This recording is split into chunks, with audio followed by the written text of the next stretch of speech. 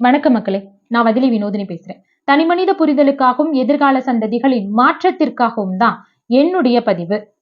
இப்போ சமீப காலமா பேசு பொருளா இருக்கக்கூடியது, பிரச்சனையா பேசிட்டு இருக்கிறதுன்னு பாத்தீங்கன்னா ஜிஎஸ்டி, குட் சர்வீஸ் டாக்ஸ்ன்னு சொல்லக்கூடிய வரி மத்திய அரசு மாநில அரசுக்கு கொடுக்கல அப்படிங்கறதா இப்ப பேசு பொருளா இருக்கு. இது மக்கள் இடத்துலயும் பரவலா எடுத்துட்டு வந்து குற்றச்சாட்டா வைக்கப்படக்கூடிய கருத்தாவும் இருக்கு. இதனுடைய உண்மைத்தன்மை என்னன்றதை நம்ம தெரிஞ்சுக்கணும் இல்லையா? அதற்காக தான் இந்த பதிவை நான் கொடுக்க விரும்புறேன். மக்களே, நம்ம நல்லா தெரிஞ்சுக்கணும். 2017க்கு முன்னாடி வரைக்கும் 2 விதமான வரி இருந்துச்சு நாட்டுல. ஒண்ணு மத்திய அரசு கொடுக்கக்கூடிய உற்பத்தி மற்றும் சேவை வரின்னு ஒண்ணு இருந்தது. மாநில அரசு விதிக்கக்கூடிய மதிப்பு கூட்டு வரின்னு சொல்லக்கூடிய வேட்ன்னு சொல்ற வேல்யூ ஆடட் டாக்ஸ்ன்னு சொல்லி 2 வரி இருந்தது. உதாரணத்துக்கு இப்ப 100 ரூபாய் மதிப்புள்ள ஒரு பொருளை மக்கள் வாங்கணும் அப்படின்னா மத்திய அரசு உற்பத்தி மற்றும் சேவை வரின்னு ஒரு 15% விதிக்கிறாங்க. அப்போ அது ஒரு 15 ரூபாய். அந்த 15 ரூபாயோட சேர்த்தா 100 ரூபாய் பிளஸ் 15 ரூபாய் 115 ரூபாய். அதை தாண்டி மாநில அரசு என்ன பண்றாங்கன்னா ஒரு வரி, அதான் நான் சொன்னேன் இல்லையா, வேட்ன்னு சொல்லக்கூடிய வரி போடுறாங்க. அவங்க எதுக்கு கணக்கிடுறாங்க அப்படின்னா அந்த 100 ரூபாய்க்கு கணக்கிடல. 100 ரூபாயும் வரியோட சேர்த்து, மத்திய அரசு வரியோட சேர்த்து வரக்கூடிய 115 ரூபாய்க்கு தான் இந்த வேட்ன்ற டாக்ஸ் போச்சு. அதுக்கு ஒரு 18%. அப்ப 115 ரூபாய்க்கு 18% பார்த்தா அது ஒரு 21 ரூபாய். அப்ப 100 ரூபாய் 15 ரூபாய் 21 ரூபாய் சேர்த்து 100 ரூபாய் மதிப்புள்ள ஒரு பொருளை மக்கள் வாங்கணும்னு சொன்னா 136 ரூபாய் கொடுத்து வாங்கிட்டு இருந்தோம். இந்த நிலையை மாத்துறதுக்காக ஒரே நாடு ஒரே வரின்ற திட்டம் கொண்டுட்டு வந்து வரி பங்கீடும் ஒரே மாதிரி இருக்கணும், மக்களோட நிதிச்சுமை வரிச்சுமை குறைக்கணும், அப்படி வரக்கூடிய ஜிஎஸ்டியும் சரிசமமா பங்கிடணும்னு சொல்லிதான் இப்ப இருக்கக்கூடிய மத்திய அரசு ஜிஎஸ்டி கொண்டுட்டு வர்றாங்க. சரி, இந்த 2 வரி தாண்டிட்டோம். இப்ப ஜிஎஸ்டி எப்படி நிர்வகிக்கிறாங்க அப்படின்னா இதற்குன்னு ஜிஎஸ்டி நிர்வாக குழு இருக்கு. இவங்க எப்படி செயல்படுத்துறாங்கன்னா ஒரே நாடு ஒரே வரி. இந்த ஜிஎஸ்டி மூலமா வரக்கூடிய வரியை சரிசமமா பங்கிட்டுக்கிறாங்க. உதாரணத்துக்கு ஒரு மாசத்துக்கு லட்சங்கள்ல கோடிகள்ல வரும். நான் உதாரணத்துக்கு சொல்றேன். இப்ப ஒரு மாசத்துக்கு 2 லட்சம் தமிழ்நாடு கொடுக்கக்கூடிய வரியாக இருக்குன்னு வச்சுக்குவோம். இப்ப இந்த 2 லட்சத்தை எப்படி ஜிஎஸ்டி பிரிக்கிறாங்கன்னா தமிழ்நாட்டுக்கு 50%, மத்திய அரசுக்கு 50%. அப்ப மாநில அரசுக்கு 50%னா 1 லட்சம் ரூபாய், மத்திய அரசுக்கு 50%னா 1 லட்சம் ரூபாய் கொடுத்துறாங்க. இந்த மாநில அரசுக்கு கொடுக்கப்பட்ட 1 லட்சம் ரூபாயில மத்திய அரசு தலையீடு செய்வது கிடையாது. மத்திய அரசுக்கு கொடுக்கப்பட்ட 1 லட்சம் ரூபாயில மத்திய அரசு என்ன பண்றாங்க அப்படின்னா ஒரு 59% மத்திய அரசு நேரடியாக ஒவ்வொரு மாநிலத்துக்குமே, இந்தியா முழுக்க இருக்கக்கூடிய மாநிலத்துக்கு செலவு பண்றதுக்கு அந்தந்த மாநிலம் கொடுக்கக்கூடிய பணத்துல இருந்து அந்தந்த மாநிலத்துக்கு ஒட்டுமொத்தத்துக்கு 59% ஒதுக்கிறாங்க. ஒதுக்கிட்டு மிச்சம் இருக்கக்கூடிய 41%, அந்த 41,000 மீண்டும் கொடுக்கப்பட்ட மாநிலத்துக்கே திருப்பி கொடுக்கறாங்க.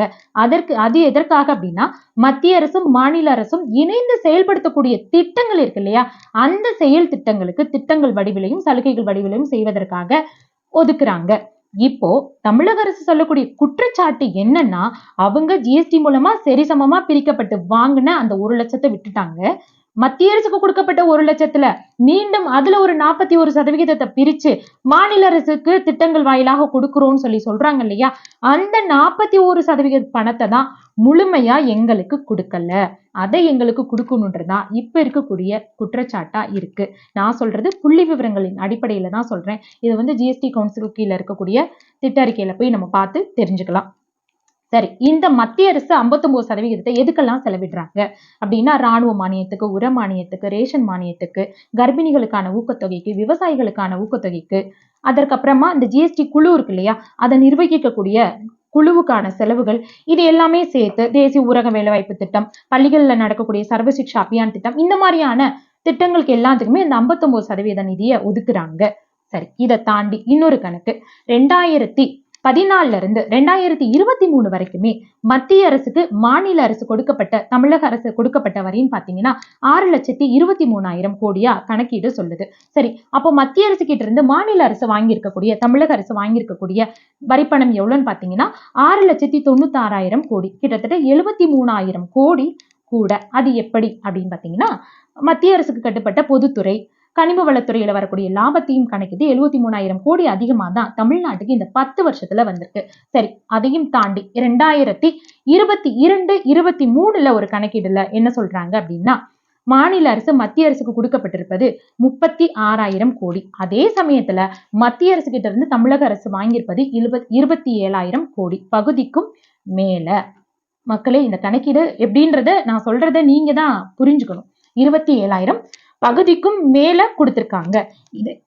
இதையும் தாண்டி ஒவ்வொரு மாநில அரசுக்குமே மக்களுக்கான இடர்பாடுகள், பிரச்சனை, புயல், வெள்ளம், இந்த மாதிரி கொரோனா காலகட்டங்கள், நோய், இந்த மாதிரி பாதிக்கப்படும் ஒரு காலங்கள் அனைத்திலுமே மத்திய அரசு தன்னுடைய நேரடியான உதவித்தொகை மக்களுக்கு கொடுக்கறாங்க, உதவி திட்டத்தையும் கொடுக்கறாங்க, மாநில அரசோட இணைந்தும் செயல்படுறாங்க. உதாரணத்துக்கு இப்போ நம்ம மக்கள் கொரோனா பாதிக்கப்பட்ட போது மத்திய அரசினுடைய பங்கீடு அதிகமாக இருந்தது. அதை தாண்டி இப்போ சென்னையில புயல் வெள்ள பாதிப்பு நடந்தது. இந்த புயல் வெள்ள பாதிப்புல கடந்த காங்கிரஸ் காலத்தின் போது இதே மாதிரி சென்னையில ஃப்ளட் வந்தப்போ என்ன பண்ணாங்கன்னா 160 கோடி செலவிட்டாங்க. ஆனா இப்போ 2 மாசத்துக்கு முன்னாடி சென்னையில நடந்த வெள்ளத்துக்கு மத்திய அரசு எவ்வளவு ஒதுக்கீடு செஞ்சிருக்காங்கன்னா 900 கோடி கொடுத்தாங்க. இது நாடு முழுவதும், தமிழகம் முழுவதுமே தெரிஞ்ச ஒரு விஷயம். அப்ப கணக்கீடு பாருங்க, மத்திய காங்கிரசின் தலைமையில செஞ்சதுக்கும் இப்ப இருக்கக்கூடிய பாஜகவின் தலைமையில நடக்கக்கூடிய சலுகை திட்டங்களுக்குமான வித்தியாசம் பாருங்களேன். இதை தாண்டி இன்னொரு விஷயம் என்னன்னா, இந்தியாவோட மக்கள் தொகையில தமிழ்நாடு 7வது இடத்துல இருக்குங்க. மற்ற 6 மாநிலங்களுமே மக்கள் தொகையில கூடியிருந்தாலும் இதே திட்டத்தை தான் மத்திய அரசு ஒவ்வொரு மாநில அரசுக்குமே செயல்படுத்துறாங்க. அந்த 6 மாநிலங்களுமே இந்த குற்றச்சாட்டை வைக்கல. இதை தாண்டி தமிழக அரசு வெளிநாட்டுல போய் நாங்க வணிக தொடர்பை மேற்கொள்றோம்னு சொல்லிட்டு முதலீடுகளை ஈர்க்கிறோம் சொல்லி அதற்கும் பல லட்சம் கோடிகளை கணக்கீடு சொல்றாங்க. அப்ப இவ்வளவு பணங்கள் வந்தும் மக்களுக்கான சலுகைகளும் திட்டங்களும் செய்ய முடியலன்னா மக்களை அறியாமையாவே வைத்திருந்து அறியாமையாலேயே உணர்ச்சி வசப்பட்டு தூண்டப்படக்கூடிய விஷயமா, இல்ல மக்கள் இது எதுவுமே தெரிஞ்சுக்காம இருக்கணும்ன்ற விஷயமா? நம்மளும் இப்படியே தெரியாமலே கடந்து போய்கிட்டே இருக்கலாமா? மக்களே, நாம மாறாதவரை இவ்வுலகை மாற்ற முடியாது. மாற்றத்தை உருவாக்குவோம். நன்றி. உண்மையான செய்திகளை, மிகவும் பயனுள்ள தகவல்களை உடனடியாக அறிந்து கொள்ள எழுத்தாளர்கள் பத்திரிகையாளர்கள் சங்கத்தின் WJA நியூஸ் யூடியூப் சேனலை தொடர்ந்து பாருங்கள், சப்ஸ்கிரைப் செய்யுங்கள். வணக்கம்.